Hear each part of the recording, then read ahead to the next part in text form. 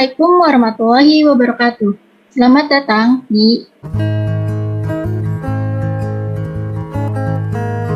Sebelumnya, perkenalkan saya Inazara Nurlatifa dan rekan saya Nadia Faliza Utomo. Kali ini kami akan menampilkan podcast yang gak kalah serunya sama podcast lain dan yang pastinya sangat bermanfaat. Dan jangan di-skip, harus ditonton sampai habis ya. Pada podcast kali ini kita mau membahas tentang apa sih, Nay? Kali ini kita akan membahas mengenai kesan dan pesan selama kuliah di jurusan Teknologi Laboratorium Medis atau biasa disebut dengan TLM. Mungkin sebagian orang ada yang belum tahu nih, Nay. TLM itu apa sih? Terus kerjanya jadi apa? Boleh tolong dijelaskan, Nay? Teknologi Laboratorium Medis merupakan tenaga kesehatan dan ilmuwan berketerampilan tinggi yang melaksanakan dan mengevaluasi prosedur laboratorium serta memiliki kompetensi melakukan analisis terhadap cairan dan jaringan tubuh manusia untuk menghasilkan informasi tentang kesehatan, perseorangan, dan masyarakat sesuai dengan ketentuan peraturan perundang-undangan yang menyelenggarakan praktik di bidang pelayanan kesehatan meliputi laboratorium patologi klinik, patologi anatomi, mikrobiologi klinik, parasitologi klinik, dan masih banyak lagi yang berfungsi dalam penegakan diagnosis suatu penyakit.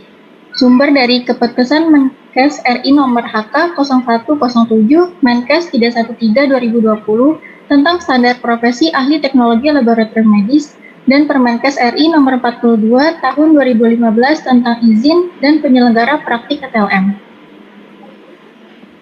Kurang lebih seperti itu ya penjabaran tentang TLM. Oh ya, pada podcast kali ini kita mengundang dua narasumber, yaitu mahasiswa dan mahasiswi dari jurusan TLM Poltekkes Kemenkes Banten. Wah, kayaknya asik banget nih ya. Langsung aja ya kepada narasumber kita kali ini, yaitu Teh Indri dan Kang Abdul. Apakah sudah bergabung? Sudah bergabung, Teh. Salam kenal semuanya. Perkenalan. Nama panjangnya siapa, dari kelas berapa, tingkat berapa? Oke, baik, siapa dulu nih? Saya dulu atau Ya, Teh Indri dulu? boleh. Duluan. Boleh. Ini dari Saya Muhammad Abdul Rifai, saya di tingkat 1C D3 TLM Poltekkes Kemenkes Banten. Oke, terima kasih. Ya. Lanjut kepada Teh Indri, dipersilakan boleh perkenalan. Oke, Assalamualaikum warahmatullahi wabarakatuh. Halo semuanya. Perkenalkan, saya Indri Puspita, saya dari tingkat 1 TLM. Dan sekarang udah mau semester 3. Wah, semangat ya buat nanti semester 3-nya. Oke, perkenalan kan udah, langsung aja kita tanya-tanya nih, Nay, seputar jurusan TLM. Untuk pertanyaan pertama, kenapa pilih kuliah di Poltekkes Banten dan kenapa pilih jurusan TLM? Untuk Teh Indri, dipersilakan. Jadi kenapa pilih Poltekkes Banten? Karena pertama Poltekkes Banten itu punya peluang buat buat masuknya itu besar. Apalagi aku tuh ngeliat waktu itu dari SMK aku tuh belum ada track record buat ke Poltekkes. Jadi ya udah, daripada sama sekali nggak dapat negeri, jadi cari peluang yang paling banyak. Waktu itu tahu Poltekkes Banten juga tahu dari Instagram, tahu sendiri ya. Kemudian kalau misalnya kenapa pilih TLM itu ngelanjutin yang udah dari SMK. Soalnya sayang gitu kalau misalnya nggak ngelanjutin. Oh, berarti Teh Indri ini dulu tuh SMK-nya analis kesehatan ya? Iya, benar banget. Aku lulusan dari SMK Ganes Medicare. Kalau kalian tahu itu di Depok, di dekat Tol Cisalak. Oke. Terima kasih Teh Indri. Lanjut untuk Kang Abdul, bagaimana? Ya baik, mau jawaban jujur atau mau yang mana nih? Kalau bohong kan dosa ya, tanggung sendiri dosanya. Oh iya. Jadi kuliah di Poltekkes Banten, jujur sih awalnya disarankan sama orang tua biar ngambil kesehatan gitu. Makanya memilih Poltekkes Banten karena ada juga kakak kelas yang udah berkuliah di sini, yang kakak kelas yang pertama kali masuk ke Poltekkes Banten ngambil jurusan ini. Dan kalau misalnya ditanya kenapa sih ngambilnya TLM gitu, kalau saya sendiri mikirnya gini, saya ini orangnya yang nggak bisa apa ya,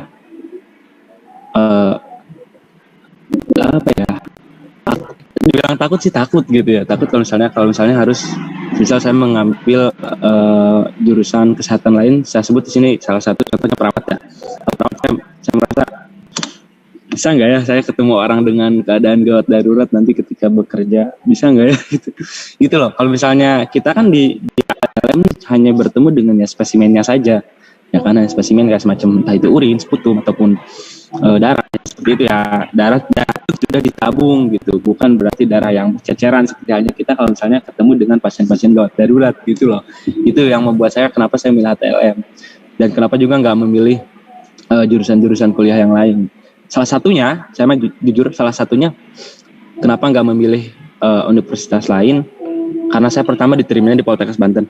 Kedua, saya bersyukur diterima di Poltekkes Banten karena biayanya yang sangat-sangat terjangkau dibanding dengan universitas-universitas lain. Gitu sih kalau saya. Oke, berarti disuruh orang tua ya awalnya. Kenapa? Iya, awalnya disarankan orang tua, betul. Terpaksa gak nih? Enggak sih, awalnya emang disarankan, tapi ya selalu yakin sih bahwa orang tua juga punya feeling, punya perasaan yang cukup baik buat anaknya. Dia punya apa ya, punya feeling untuk ini yang terbaik buat anak saya gitu. Dan alhamdulillah gitu, ridhonya kan ridhonya orang tua, ridhonya Tuhan juga kan. Jadi baik, untuk pertanyaan kedua, first impression kalian gimana pas udah jadi mahasiswa TLM? Mungkin dari Kang Abdul dulu sekarang. Wow, kalau first impression tuh apa ya? Loh, saya ngerasa tuh, loh, kok jurusannya gini gitu ya. Padahal saya dari IPA gitu. Cuma kan karena memang saya sekolahnya di pelosok ya, yang mungkin sistem pembelajarannya cukup berbeda dengan orang-orang yang di perkotaan. Terus juga kan gini loh, yang di Poltekkes Banten itu kebanyakan kan kalau lihat dari kelas 1A, 1B gitu kan, kebanyakan dari lulusan SMK analis kesehatan juga kan, mereka melanjutkan gitu kan. Nah saya kan yang dari IPA nih, dari IPA, wah kata saya mau ngapain masuk jurusan ini gitu, yang lain udah ke tengah, lu baru mau mulai gitu. Gitu dah pokoknya kayak ya udah, impressionnya tuh kayak kaget gitu. Yang lain dari jurusan TLM cuma ngelanjutin lah, kita dari IPA mulai dari awal. Apalagi untung saya bukan dari IPS. Itu sih. Jadi ada dasar dikit gitu. Mungkin kalau first impression udah dari SMK kali ya, ngerasain jadi anak TLM. Jadi nggak terlalu kaget banget sih kalau misalnya tentang pembelajaran yang di TLM. Yang misalnya belajar tentang jurusannya, itu tuh nggak terlalu kaget. Cuman saya itu kaget pas bagian pembelajaran di kuliah. Itu sempat pressure banget buat saya. Soalnya kan kalau di SMK dulu itu kayak apa-apa dibimbing, apa-apa kayak dikasih gitu, materinya dikasih, segala macam udah dikasih. Jadi kita sebagai siswa udah langsung belajar. Nah, sedangkan kalau di perkuliahan ini apalagi negeri, itu kita dituntut buat apa-apa nyari sendiri kan. Kayak neliti sendiri, terus kayak buat PPT segala macam itu sendiri. Terus apalagi kita harus ngebiasain diri juga buat masuk ke circle baru gitu kan. Jadi itu benar-benar pressure banget buat saya. Terus kayak ya sedikit apa ya? Dibilang pusing sih iya. Apalagi pas kemarin itu pas masuk semester 2 ya. Kan udah mulai ini tatap muka, terus kayak perkuliahannya juga ya offline online, jadi harus bolak-balik Tangerang. Tapi menurut saya itu kayak pengalaman yang bagus banget gitu buat saya, pengalaman baru. Itu sih. Keren sih Poltekkes Banten. Keren banget deh, pokoknya dua narasumber ini. Pertanyaan selanjutnya, gimana rasanya jadi mahasiswa TLM? Seru gak sih? Mungkin dari Teh Indri dulu dipersilakan. Seru banget, seru abis. kalian harus ini sih, harus ngerasain. Apalagi Kang Abdul yang dari SMA, pasti merasakan. Seru kan? Wah, seru banget emang. Tiap hari nggak statusnya tiap hari pakai jas lab yang kayak gitu. Gila, sumpah keren banget. Keren. Kalau Kang Abdul gimana nih? Rasanya jadi mahasiswa TLM tuh gimana? Ya itu seru, rasanya sama ya gini loh jadi mahasiswa TLM gitu loh. Nikmati tiap hari ke lab gitu kan. Tiap hari bertemu dengan spesimen atau terus bertemu dengan yang bahasanya bahasanya apa sih yang kalau kita cairan tubuh manusia, spesimen kayak feses gitu. Ya, cek yang kayak gitu, cek yang lihat di mikroskop itu, itu lumayan sih, seru, menantang banget di situ. Berarti kenapa seru? Padahal kan jorok-jorok gitu loh. Iya, main urin gitu. Justru itu serunya. Jadi kita ada satu hal yang membedakan antara jurusan kita dengan jurusan lain gitu. Dimana kita emang bersentuhan langsung untuk mencari suatu penyebab dari terjadinya suatu penyakit pada manusia gitu kan. Kayak mencari kayak untuk tes TB, untuk tes diagnosis TB kita kan meriksa sputum tuh. Nah, itu jadi tantangan kita tersendiri di mana kita juga harus bisa menjaga diri kita kan biar tidak tertular oleh kuman-kuman TB di sampel pasien itu. Dan juga kita di situ sangat berperan besar gitu untuk membantu menunjukkan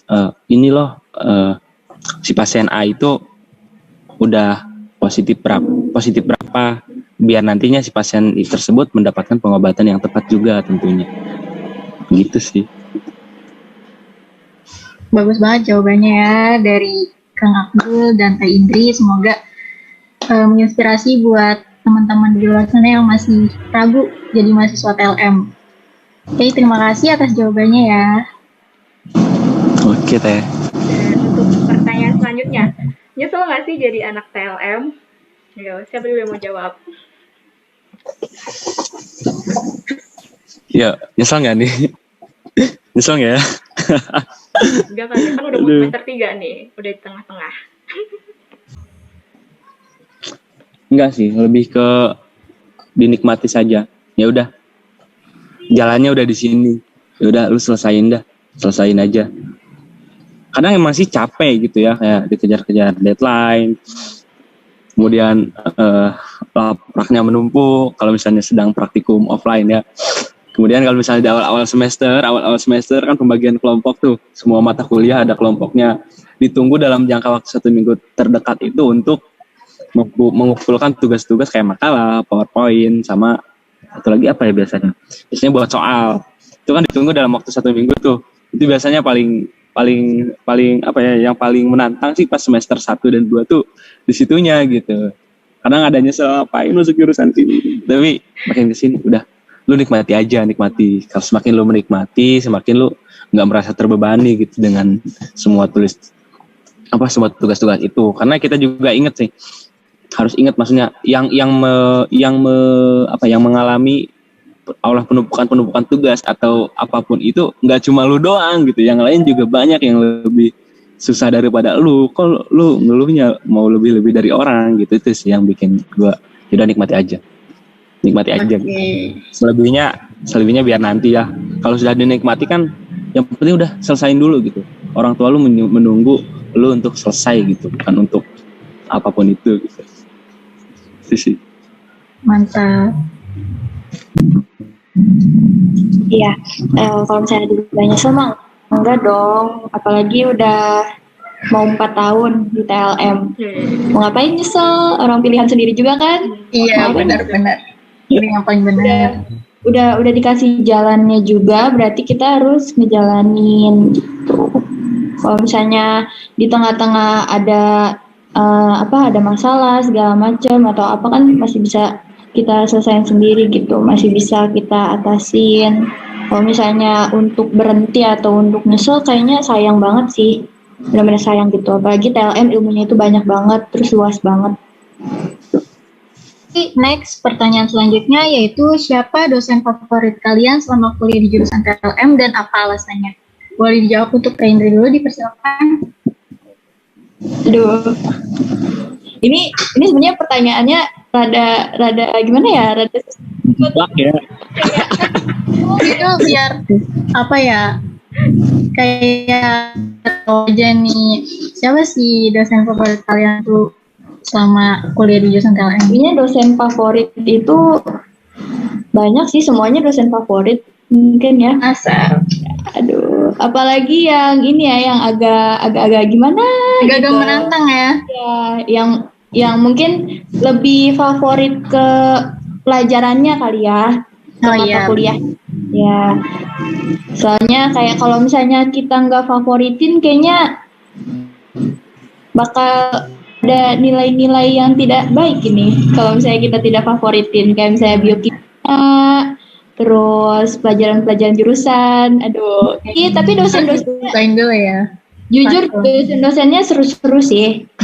Di Poltekkes Banten seru-seru dosennya. Terus kayak ngebimbing kitanya tuh benar-benar ngebimbing banget gitu, dari mulai kita nggak tahu, apalagi kan banyak anak SMA ya, terus kayak sabar banget buat ngasih tahu, buat ngajarin kita gitu.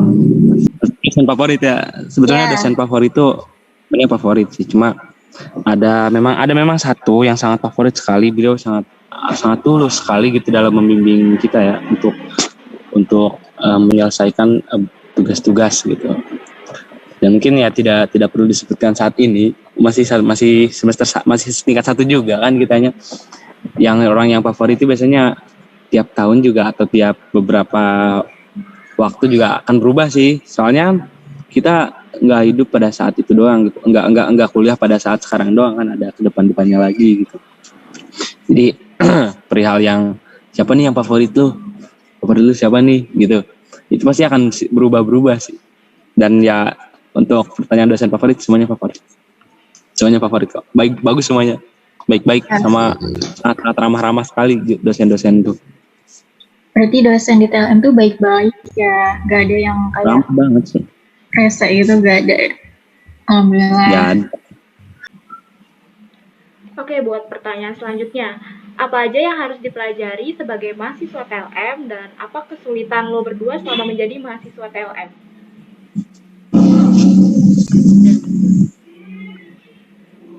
Apa ya sulitnya? Apa tuh? Yang dipelajari mah banyak kali ya, Kang. Kayak tentang mikroskop, terus cara ngambil darah, yang kayak kalian pasti kalau misalnya di rumah sakit tuh kayak ambil darah tuh mana ya, salah satu tekniknya tuh khusus gitu ya. Terus kayak ATLM itu kuncinya ya pas ngambil darah. Kalau kalian nggak bisa ngambil darah ya berarti kalian nggak bisa meriksa gitu. Terus kalau kesulitan untuk saat ini nggak ada sih, belum ada. Alhamdulillah belum ada. Kalau dari saya sih gini, kita nih kalau buat yang baru mau masuk TLM atau baru mau semester 1 nih, yang harus dipelajari ialah pertama, selain daripada kita mempelajari memang kebutuhan kita sebagai TLM, kayak tadi kita Indri bilang kayak ngambil darah, kemudian kita juga harus mempelajari mata kuliahnya gitu kan. Nah, selain daripada itu kita juga harus bisa mempelajari skill tambahan kayak skill komunikasi. Ya, karena bagaimanapun kita akan berinteraksi dengan pasien. Ya, satu. Yang kedua, skill untuk bisa bekerja cepat gitu, dengan cepat dan tepat gitu. Cepat dan tepat ya kan, harus, karena memang ketika kita memeriksa spesimen pun orang biasanya ada yang membutuhkan dalam waktu cepat, dan kita kalau kecepatan apapun itu kita harus bisa memberikan hasil yang tepat. Tidak bisa kita memberikan hasil yang kayaknya ini mah normal deh, nah itu yang harus benar-benar dihindari oleh seorang ATLM untuk mengira-ngira suatu hasil pemeriksaan gitu. Karena kalau kitanya yang mengira-ngira, kita nggak tahu nanti tindakan dokter kepada pasien tersebut seperti apa. Kalau misalnya kita mengira-ngira dan ternyata salah, tindakan dokter pun akan salah, dan siapa yang jadi korban? Pasiennya. Itu sih salah satunya. Ya, intinya peran kita sebagai ATLM juga kejujuran kita dalam memberikan hasil itu akan sangat berpengaruh sekali kepada pasien kita. Jadi untuk itu sebagai nakes intinya jujur, komunikasinya juga harus diasah, harus wajib banget diasah. Jangan sampai ketika kita kita nih misalnya mau ngambil darah nih, terus si pasiennya masa nggak kita tanya dulu, main tiba-tiba disinfeksi jos aja gitu kan, nggak komunikasi apa dulu kayak sama si ibunya kan. Wah, kita sebagai pasien ya kalau yang fobia jarum gimana tuh ya kan, jadi harus benar. bisa juga sih biar menenangkan pasiennya juga kan. Iya. Tiba-tiba pingsan atau tiba-tiba pas kita tusuk darahnya hilang karena shock gitu kan si pasiennya. Nah itu yang harus kita hindari juga di situ. Ya mungkin jadi TLM pun harus teliti ya, karena kita berhubungan sama manusia. Nah, pertanyaan selanjutnya yaitu culture shock apa yang kalian temui selama kuliah di jurusan TLM? Kalau saya gini, boleh ya? Banyak ceweknya. Loh, saya ini jurusan katanya teknologi kan saya ngiranya teknologi kayak teknik atau apalah gitu, saya tidak tahu. Loh, kok ini lebih banyak cewek gitu. Dan ternyata ketika lihat populasi di Poltekkes pun, sepoltekkes ya bukan sejurusan nih. Cowoknya cuman berapa persen gitu, tidak mencapai lebih dari kayaknya cuma 20%-an deh cowok sama cowoknya, ceweknya 80% gitu. Itu doang sih culture shock-nya di jurusan TLM. Dari 145 orang seangkatan kita nih kan, cowoknya cuma 20 orang. Ya kan? Betul gitu.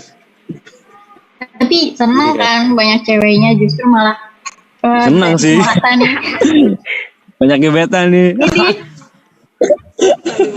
Banyak gebetannya, hati-hati ya guys ya, tanda ini.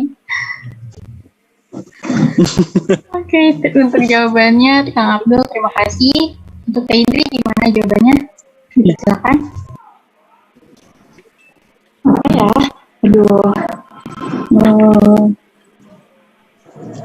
Nggak ada culture shock sih. Paling culture shocknya itu tadi bagian pembelajaran pas kuliahnya itu, sistem perkuliahannya. Kemudian ngekos, culture shocknya ngekos.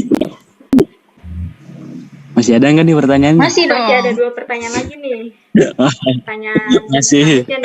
Apa kesan dan pesan kalian selama menjadi mahasiswa TLM? Ya, untuk kesan dan pesan, kalau kesannya mungkin sangat berkesan ya buat saya, apalagi udah semester 3 gitu kan. Terus kalau buat pesannya, kalau kalian mau masuk TLM yang pasti itu harus ditekunin dulu, harus diniatin dalam hati kalau kalian benar-benar mau milih jurusan TLM, bukan karena kepaksa atau karena bukan buat pelampiasan karena kalian nggak keterima di universitas negeri yang lain atau karena kalian nggak keterima kedokteran, jadi kalian ya udah daripada sama sekali enggak, ya mendingan saya TLM aja gitu. Jangan sampai ada niatan-niatan kayak gitu.